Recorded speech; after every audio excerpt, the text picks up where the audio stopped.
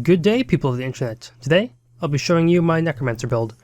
This build is a build I came up with during the betas for Heart of Thorns, and I'm finally gonna discuss this before I fully switch out to another build. And this build is not the best in the game, and like I said, it's not gonna be the one I'm sticking around with. It's just an interesting build I thought I should share with people, because it revolves around an interesting idea of having no precision on your build, but you have a 100% critical chance. I did forget to mention this build is oriented towards PvE for Fractal's Dungeons open world as well as the Heart of Thorns personal story. I took it through the Heart of Thorns personal story and had very minimal trouble in it. The only time I actually had trouble was near the end where I had to switch up the build a little bit for more sustain with the big bosses. But otherwise, it's really good at doing stuff in the open world. So, going into it, for armor and weapons and all stat stuff, we are running Valkyries. We're trying to maximize on power and ferocity. And then the vitality is nice just for survivability. So all the armor, all the weapons are, well, just including that's me, just including the sword I'm switching over to their build, so ignore that. Everything's Valkyries. Now with the accessories, these are ascended. And since there is no Valkyrie ascended accessories, you have to go for the Zerker Valkyrie hybrid. We get the power and ferocity out of this, which is what we're aiming for, but we do get the added stats for vitality and precision. Well, lower vitality, more precision. Probably Marauders would actually be a good setup if you want more survivability than this. For the runes, we are running Runes of the Scholar, which is power, ferocity, and then increased damage while our health is above 90, which means in the beginning of a fight we're doing lots of damage, and if we can actually have high amount of health by the time the enemy hits halfway, we'll do a lot more damage. For the weapons, we are running, for the Greatsword, I have Sigil of Fire and Force, because that extra damage boost is nice, and the Fire AoE does a lot of damage to people around us. And if you actually time the ability right, you might be able to chill people doing that, but I'm not 100% sure on it. For the offhand, we have a couple different options of what you want to run. Just about, well, by offhand I mean your second set of weapons. You can run just about every single other weapon set the Necromancer has available, except for Scepter Dagger. That is condition based, which is not what we're wanting. We can have Main Hand Dagger, which provides sustain as well as quick attacks and some control ability. It is close range along with your close range Reaper form and your close range Greatsword, so you may not want to have your second weapon being a main hand dagger because you don't have any ranged abilities. Your second weapon being Staff is good because generates life force, has some condition damage on it, but mainly it has good sustain and control abilities with it. Another option is going main hand axe. That's going to be a power based weapon. We have some boon ripping, some good ways of actually generating vulnerability and life force. Vulnerability is important to getting this build having the high crit chance. So then, if you're running a dagger or axe main hand, the offhand options would be Warhorn or Focus. Warhorn is good for generating life force as well as ticking damage and having a daze ability that is pretty powerful. The focus abilities, just kind of skipping ahead over here, it's just so I can see. Focus provides ripping boons as well as good sustain, providing regen for its scythe abilities. For the offhand weapons, I would recommend Blood and Energy, just so you're getting some health when you crit, and you also will gain energy when you weapon swap. If you have preferred sigils, run those, but this is just what I'm running. Moving over to the traits and skills. Traits first. We are running Spite, Soul Reaping, and Reaper. In Spite, we are running down, middle, middle. In Soul Reaping, we are running down, middle, middle. And in Reaper, we are running up, down, down. So the Spite line, it's a power line. It provides us some synergy with vulnerability and chill, as well as it improves our damage output, which is what we're wanting, as well as we can gain might from enemies below 50 health, which gives us even more synergy with many of our abilities that do more damage at below 50 health enemies. Soul Reaping is a good line here because it helps us prolong our ability to stay in Reaper form, making our pool bigger. We get reduced recharge, reduced degeneration in Reaper form, as well as the Grandmaster trait here, Death Perception. This trait allows us to have the 100% critical chance while in Reaper form. For the Reaper trait line, we have a couple abilities here that will help us. The second trait area over here, Decimating Defenses. This allows us to build up our critical chance even more with stacking vulnerability on the enemy. And the last one is really fun, Reaper's Onslaught. It improves our attack speed and while in Reaper Shroud, and when we kill things, it reduces cooldown on Reaper abilities. Which means for some of our rotations that do a lot of damage, if we actually time them correctly in huge groups of mobs, they will kill many mobs, and then you can use the ability fairly shortly afterwards. And for the first trait, we have the Augury of Death, which makes it that all of our shouts deal damage, siphon health, reduces the cooldown, and then reduces the cooldown further for each enemy we hit. Most of our skills are going to be shouts just because they have the lowest cooldown for what they do, and this improves it even more. Moving on to the skills. For the healing skill, I kind of just thought Your Soul is Mine is the best option because it deals damage, it heals us for a decent amount, plus gives us life force, and it's on an 18-second recharge that can be lowered for even hitting enemies. Everything else, every other heal skill is about a 30-second cooldown, or it's a minion, which isn't going to be helpful for moving around. For the utility skills, our longest range skill we have is Spectral Grasp. This allows us to pull enemies towards us. We get life force and we chill them. And it also helps us break bars, which that's a really big thing this build has, is we have many ways of breaking break bars in Reaper form in all of our weapons as well as our utility skills.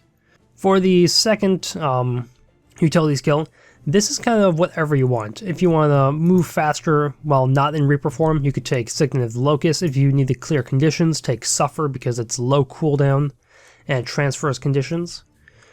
And then any other skills you would want, you can actually just switch this skill for whatever you prefer. So for the last utility skill, we have You Are All Weaklings, which is a stun break on a low cooldown compared to all the other Reaper Necromancer abilities we have that stun break us. It throws weakness on all the enemies around us and provides might for us for each enemy hit, as well as it siphons health and deals damage. The last elite skill, the elite skill, this is kind of what you like to play as a Necromancer.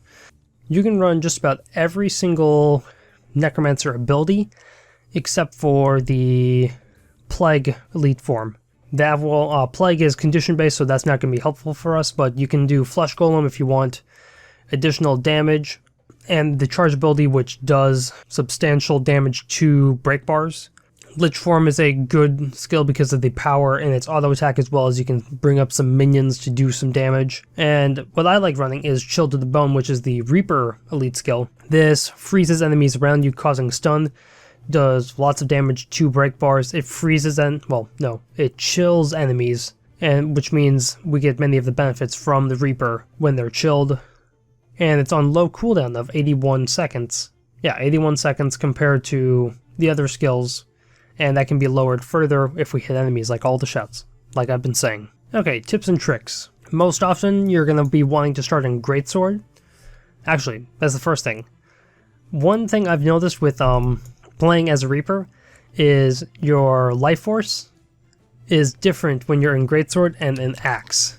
When you're in Axe, your life force is up to 21,000% total.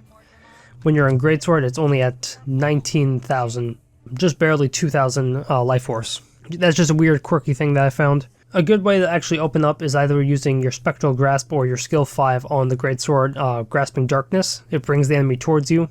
Just a note that both of these skills can be kind of messed up with the geometry of a map, where if the enemy hits a rock, it may stop them from coming towards you even though you could walk over it. They have recently been fixing that through patches. I've noticed that every so often where the skill is better than how it was at the beginning of Heart of Thorns. Another great way to start an opening, yeah, I won't go down and fight them. Another way to start an opening is bring the enemy on you. When all the enemies are around you, you drop the skill 4 on the Greatsword Nightfall. Then you go into Shroud and do skill 4 there, the Soul Spiral. This will deal a bunch of damage to the enemy with the spinning from the base damage. It poisons them, which is some damage, but we don't do too much condition damage, it's just a little extra. But the main thing is, while they're in there, while the enemy is on the big AoE of Nightfall, they're taking damage, they're being blind, and as we're spinning dealing damage to them, we're launching off leeching bolts which siphons health off them. We don't get any health, but it takes a lot out of them. There are a couple skills you do want to save for like a finishing move on enemies. That would be the Gravedigger and the skill 5 on the Reaper form. They both have some added benefit once you hit 50%, or they're really big on spike damage. Gravedigger instantly recharges when the enemy's at 50%, and the skill 5 Executioner's Scythe in Reaper form. This does more damage the lower the health is.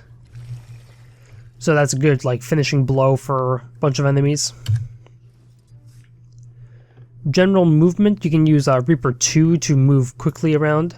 And also that's the benefit of running an offhand Warhorn, is you get the Locust Swarm. This will not only make you move faster, it will also generate life force for the ticks of damage you'll be inflicting on enemies around you. And a nice combo to do to actually get into combat is Locust Swarm, the Unholy Feast, go to your Greatsword, drop Nightfall, and then go into the Reaper thing and do the spinning thing. And just do all your other Reaper rotations, and you will generate life force for a short time, and you'll deal a lot of damage through the small bit of retaliation you'll have, plus the Locust Swarm, and then the regular rotations of Reaper form. So moving on to the outfit for my Reaper. I'm not going to go into the whole reasoning of why I have everything here, because that will take quite a bit and you probably don't want to hear it. But for the headpiece, we have the Fang Dread Mask.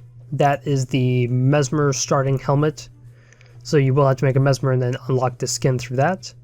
Shoulders are Vigil Honor Guard mantle. I want something kind of scarf looking for this because we're inflicting lots of chill. We have the, for the chest piece, we have Dry Bones Garb. For the gloves, we have Wrappings of the Lich. This is from the Explorable Dungeon for Ra. For the legs, we have Primitive Leg Wraps. And then for the boots, I have Student Shoes. I just want something simple for that. Back piece was actually something I came up with after the fact, a couple weeks ago. And I'm glad I picked it because the color scheme actually works with my dyes. It's the Shadow of Grenth back piece. This is an ascended back piece you have to make, and it costs a lot of damask. For the Greatsword, we have the Tribal Greatsword. I liked it because we're going to the jungle. It has a very Aztec-like feel. And I think it's a little more brutal looking than the Greatsword you start off with as a Reaper. Oh right, I used that. But the Greatsword, everyone's like, oh, this Greatsword looks amazing. The Reaper's Greatsword, this thing. Like, it does look cool, but I think this just looks more brutal than the Greatsword. For the axe and Warhorn, we have the Shiver Peak axe because I wanted Shiver Peak hatchet because I wanted something kind of small compared to all the other axes, so when my character would actually swing the axe, it wouldn't be something huge like being swung back and forth and look heavily unbalanced. For the Warhorn, I just want something to accompany the simple design of the hatchet, so I went with the that one word I can never pronounce in any of my build videos. Yeah, that Warhorn, the Oriate Warhorn. Now, moving on to the dyes. For most of the dye channels, I have Pine, Black Cherry, and Antique Gold. That's what most of these dye channels are. For the shoulders, I have Autumn for the red, and Tarnished for the sides for a bit of brown there. If you do a like Black Cherry for the shoulders, it's really dark for the red. so I wanted something a little different. For the gloves, it also has those weird dye channels that make dyes look weird. So I wanted a little, kind of a bone-like color there. So I went with the least bone-looking thing of Citrus Breeze, and it turned the bone on the gloves into that color, kind of matching the antique gold everywhere else. And then for the eye there, I just made something similar to the wrappings, making it just red. Pretty sure that's red. Yep, that's red. And actually, a new thing, with us having gliders, I have the black feather gliders on. Kind of like an Angel of Death thing, I imagine. So that's this build. I hope people enjoyed the build, that it may interest you. But until then, hit like, comment, subscribe, hit me up on Twitters and the comment section below, and have a day.